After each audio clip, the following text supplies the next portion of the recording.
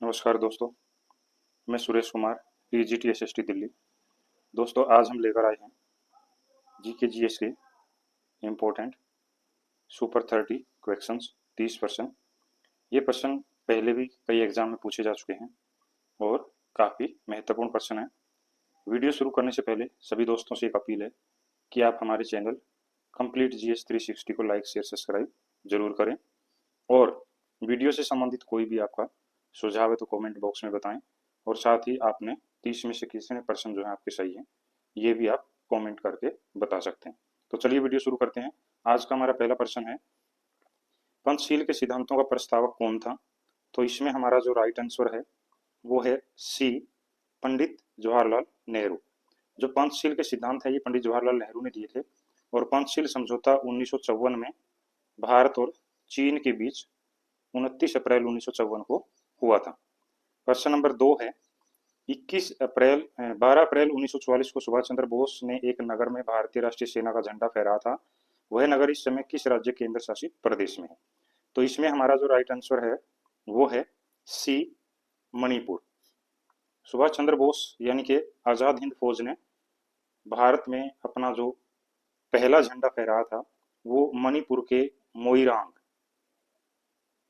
नामक शहर पर फहराया था, जो इस समय मणिपुर राज्य में है। प्रश्न नंबर 3, भारत में राष्ट्रीय आय का आकलन सबसे पहले किसने किया था? तो इसमें हमारा जो राइट आंसर है वो बी है, दादा भाई नौरोजी। ये पहले भारतीय व्यक्ति थे जिन्होंने सबसे पहले भारत में राष्ट्रीय आय का अनुमान लगाया और दादा भाई नौरोजी ने 1867-68 में अपना अनुमान लगाया था। प्रश्न नंबर 4 है, किसी देश का आर्थिक विकास किस पर निर्भर करता है? तो इसमें हमारा जो राइट आंसर है वो उपरोक्त सभी है, यानी कि प्राकृतिक संसाधन, पूंजी निर्माण, बाजार का आकार, ये सभी गतिविधियां जो हैं आर्थिक विकास को प्रभावित करती हैं। प्रश्न नंबर 5 है, राष्ट्रीय आय किससे निर्मित होती है? यानी कि राष्ट्रीय जो आय है वो कहाँ से निर्मित होती है? तो इसमें हमारा जो राइट आंसर है वो है डी, किसी उत्पादक गतिविधि के द्वारा। किसी भी एक्टिविटी या गतिविधि जिसमें उत्पादन होता है उसी से राष्ट्रीय आय को सहयोग मिलता है। प्रश्न नंबर 6 है, कौन सी संस्था भारत में सकल घरेलू उत्पाद का मापन करती है?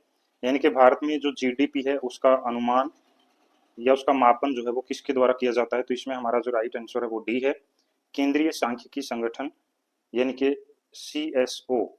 ये जो है हर साल भारत में जीडीपी को मापती है। प्रश्न नंबर 7 है, पृथ्वी की पपड़ी का प्रमुख अंश मुख्य रूप से गठित होता है, यानी कि पृथ्वी की जो ऊपरी परत है भूपर्पटी उसमें मुख्य रूप से क्या होता है वो इसमें पूछा गया। तो इसमें हमारा राइट आंसर बी है, उसका जो मुख्यांश है वो ऑक्सीजन और सिलिकॉन से मिलकर बना है। प्रश्न नंबर 8 है, सीने बार एक अयस्क खनिज है, यानी कि सीने बार किस खनिज का अयस्क है? तो इसमें हमारा जो राइट आंसर है वो मर्क्यूरी यानी कि पारा जो है इसका अयस्क सीने बार होता है। प्रश्न नंबर 9 है, वे विषय जिन पर केंद्र और राज्य सरकार दोनों ही कानून बना सकते हैं किसमें समाविष्ट हैं? तो इसमें हमारा राइट आंसर है बी, समवर्ती सूची, यानी कि समवर्ती सूची के कोई भी विषय जिन पर केंद्र और राज्य दोनों ही कानून बना सकते हैं। प्रश्न नंबर 10 है, राष्ट्रीय आपात स्थिति के दौरान निम्न अनुच्छेद को निलंबित नहीं किया जा सकता। तो इसमें हमारा जो राइट आंसर है वो ए है, अनुच्छेद 21, जिसमें जीवन की स्वतंत्रता दी गई है उसको निलंबित कभी नहीं किया जा सकता। प्रश्न नंबर 11 है, एमएस ऑफिस, फोटोशॉप और एनी मैजिक ये किस प्रकार के प्रोग्राम के उदाहरण है? कंप्यूटर का प्रश्न है ये। तो इसमें हमारा जो राइट आंसर है वो है डी, ये एप्लीकेशन सॉफ्टवेयर कहलाते हैं। प्रश्न नंबर 11, 11 दो बार रिपीट हुआ लेकिन क्वेश्चंस अलग अलग हैं। पादपों और जंतुओं की सार्वत्रिक ऊर्जा मुद्रा है, तो इसमें हमारा जो राइट आंसर है वो ए है, कैलोरी। प्रश्न नंबर 12 है, निम्न में से किसको बिना महाभियोग के ही कार्यालय से हटाया जा सकता है? यानी कि इनमें से किस व्यक्ति को बिना महाभियोग की कार्रवाई के हटाया जा सकता है? तो इसमें हमारा जो राइट आंसर है वो बी है, किसी भी राज्य के राज्यपाल को बिना महाभियोग के हटाया जा सकता है। बाकी जो तीनों हैं इनको महाभियोग के द्वारा ही अपने पद से हटाया जा सकता है। प्रश्न नंबर 13 है, विद्युत धारा की यूनिट है, तो इसमें हमारा राइट आंसर है एम्पियर। प्रश्न नंबर 13 दोबारा है लेकिन प्रश्न अलग है, निम्न में से कौन सा एक त्रिगुणित पादप है? जिसमें 3 गुण एक साथ पाए जाते हैं, तो इसमें हमारा राइट आंसर ए है, केला एक त्रिगुणी पादप होता है। प्रश्न नंबर 14 है, धन विधेयक सर्वप्रथम संसद के किस सदन में प्रस्तावित किया जा सकता है? तो इसमें हमारा राइट आंसर है केवल लोकसभा में। धन से संबंधित जो विधेयक होता है वो केवल लोकसभा में ही लाया जा सकता है, और कोई भी विधेयक धन विधेयक है या नहीं, इसका जो निर्णय है वो लोकसभा अध्यक्ष करता है। प्रश्न नंबर 15 है, निम्न में से किन तरीकों द्वारा भारत की नागरिकता गंवाई जा सकती है? तो इसमें हमारा जो राइट आंसर है वो डी है। 4 तरीकों से भारत की जो नागरिकता है वो गंवाई जा सकती है।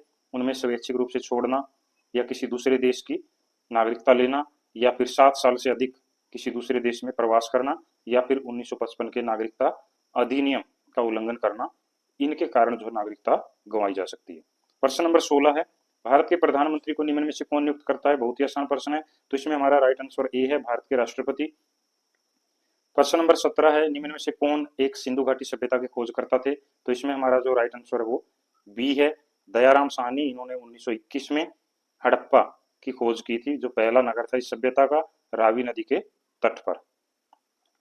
प्रश्न नंबर 18 है, जीएनआई का असंक्षिप्त रूप क्या है?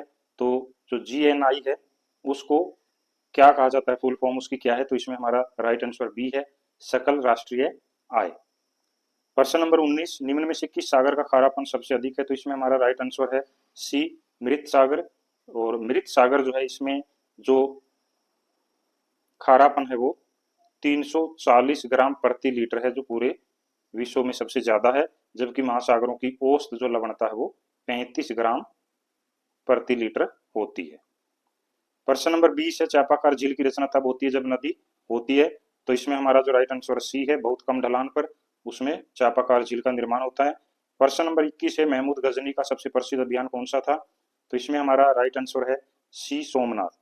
महमूद गजनी ने सोमनाथ के मंदिर पर 1025 में आक्रमण किया था, और ये उनका सबसे प्रमुख अभियान माना जाता है। प्रश्न नंबर 22 है, सिख धर्म का उद्भव किनके उपदेशों से हुआ, यानी कि सिख धर्म के प्रवर्तक कौन थे? तो इसमें हमारा राइट आंसर ए है, गुरु नानक देव, जो सिखों के पहले गुरु थे। इनका जन्म 1469 और मृत्यु 1539 में हुई थी। प्रश्न नंबर 23 है, न्यूक्लियोलस केंद्रिका इसके अंतर्गत उपस्थित है। तो इसमें हमारा जो राइट आंसर है वो है बी, केंद्रक। प्रश्न नंबर 24 है, मुद्रा आपूर्ति किसके द्वारा नियंत्रित की जाती है? तो इसमें हमारा राइट आंसर है सी, भारतीय रिजर्व बैंक यानी कि आरबीआई मुद्रा की आपूर्ति को नियंत्रित करता है, और इसकी स्थापना जो है 1935 में हुई थी। इसका मुख्यालय बंबई में है, मुंबई में। प्रश्न नंबर 25, डब्ल्यूटीओ का मुख्यालय कहां पर है? बहुत ही आसान प्रश्न है, तो इसमें हमारा राइट आंसर है डब्ल्यूटीओ यानी कि वर्ल्ड ट्रेड ऑर्गेनाइजेशन, विश्व व्यापार संगठन, ये जिनेवा, ऑप्शन डी हमारा राइट है। दोस्तों, आप सभी से एक बार फिर से अपील है कि आप हमारे चैनल कंप्लीट जीएस 360 को लाइक शेयर सब्सक्राइब जरूर करें, और इस पर आपको बहुत ही शानदार जीके जीएस के क्वेश्चंस मिलेंगे, जो हर एग्जाम के लिए बहुत ही महत्वपूर्ण है। चाहे वो किसी भी प्रकार का कोई भी एग्जाम दें आप, उनमें आने वाले जीके जीएस के लिए बहुत ही महत्वपूर्ण प्रश्न होते हैं। अगला हमारा प्रश्न है, भारत का प्रथम मुख्य चुनाव आयुक्त कौन था?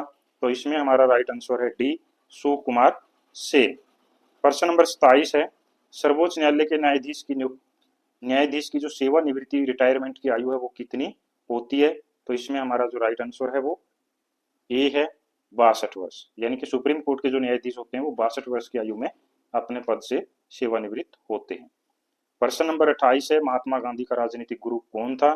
तो इसमें हमारा राइट आंसर है गोपाल कृष्ण गोखले, जिनको गांधी जी ने अपना राजनीतिक गुरु माना था। प्रश्न नंबर 29 है, सूफी परंपरा में पीर से क्या अभिप्राय है? तो इसमें हमारा जो राइट आंसर है वो बी है, यानी कि जो आध्यात्मिक गुरु होता है उसको पीर कहा जाता है, और मुरीद जो है वो शिष्य को कहा जाता है। प्रश्न नंबर 30 आज का हमारा अंतिम प्रश्न है ये। दोस्तों, आप सभी से फिर से एक अपील है कि आप हमारे चैनल कंप्लीट जीएस 360 को लाइक शेयर सब्सक्राइब जरूर करें, और अपने आसपास दोस्तों को भी इसके बारे में जरूर बताएं। तो आज का हमारा अंतिम प्रश्न है, गुरु गोविंद सिंह द्वारा खालसा पंथ की स्थापना किस वर्ष की गई थी? गुरु गोविंद सिंह जो है सिखों के अंतिम यानी कि 10वें गुरु थे, तो इन्होंने 1699 में खालसा पंथ की स्थापना की थी।